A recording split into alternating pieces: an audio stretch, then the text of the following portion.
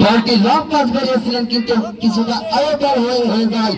Goalkeeper Jasim সরাসরি ক্লাসের মধ্যে বললেন এখনো আক্রমণের বিবেচনা জায়গায় একজনকে আউটসাইড বাস দিয়ে 5 বাড়ানোর চেষ্টা, মাইনাস করার চেষ্টা, সেখানে কিন্তু সমস্ত খেলার উদ্দেশ্যে ঠিকমতো দাঁড়াতে পারেনি। ডাউন দ্য রাইট ডান প্রান্ত দিয়ে গতি পাচ্ছে চাপড়ি স্পোর্টিং ক্লাব। একজন খেলোয়াড়কে শেষ পর্যন্ত স্ট্রাইকার চমৎকার জায়গা দিয়েছেন, ডানটা শর্ট হয়েছিল কিন্তু খেলোয়াড়ের শরীর স্পর্শ করায় কিছুটা গতি কম হওয়ায় আবারও কাউন্টার অ্যাটাকে দাঁড়িয়ে একটা যুবসংঘ মাঝমাঠ থেকে চমৎকারভাবে প্রান্ত পরিবর্তন করেছিলেন কিন্তু সহকারী ব্যাপারে কতটা উত্তরণ অফসাইড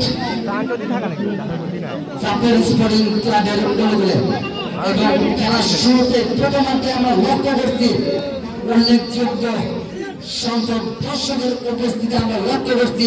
সমস্ত দর্শকদের আমাদের কমেন্ট্রি বক্সের পক্ষ থেকে জানাই অভিনন্দন এবং ধন্যবাদ। এত সুন্দর পরিবেশে টুর্নামেন্টের উদ্বোধনী ম্যাচ আপনারা উপভোগ করছেন এবং আমরা আশা রাখি প্রত্যেকটা ম্যাচে বলতে বিপজ্জনক জায়গায় ডিবক্সের ভিতর সুযোগ ছিল কিন্তু শেষ ফিনিশিং টাচটি কিন্তু করতে ব্যর্থ হলো শুভ। আবারও দাঁড়িয়েছিলেন কিন্তু শেষ পর্যন্ত বৃষ্টি হওয়ায় আউটফিট শেষ ফিনিশিং টাচ অল্পের জন্য প্রায় ফিনিশিং টাচটিকে প্রাপ্ত হল চাপের স্পোর্টিং ক্লাবের এবং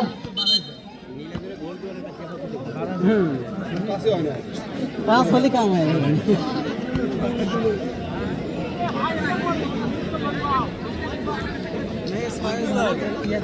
একজন খেলোয়াড় আঘাত প্রাপ্ত হয়ে মাঠে চলে আসেন। আমরা আশা করি অতি দ্রুত এখন পর্যন্ত অত্যন্ত দক্ষতার সাথে কাজটি পরিচালনা করছেন নূর আলম মন্ডল ক্রীড়া সম্পাদক। আমাকে এখানে আমন্ত্রণ জানানোর জন্য আমার ব্যক্তিগত পক্ষ থেকে শ্রদ্ধেয় নূর আলম মন্ডল ভাইকে জানাই আন্তরিকভাবে অভিনন্দন এবং ধন্যবাদ।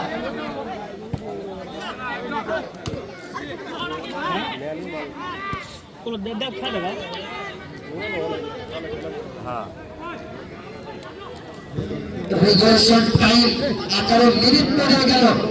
স্কোর লাইন দাঁড়াইল 0, চাপের স্পোর্টিং ক্লাব 0।